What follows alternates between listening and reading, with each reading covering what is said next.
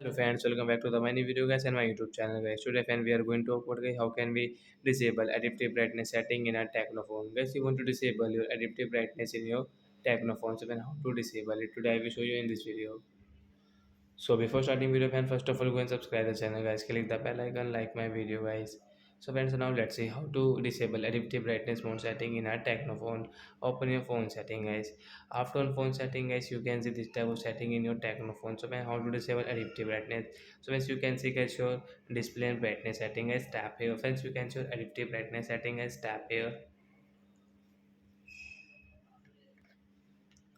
Friends, you can see your active brightness mode setting at this notification. So when you want to disable it, so when you can disable, then guys your active brightness will disable, and guys you can screen brightness adjust to environment. So like that guys, you can disable your adaptive brightness in your Tecno phone. So that's it guys. Thanks for watching the video guys. We will meet a nice video guys with new topic.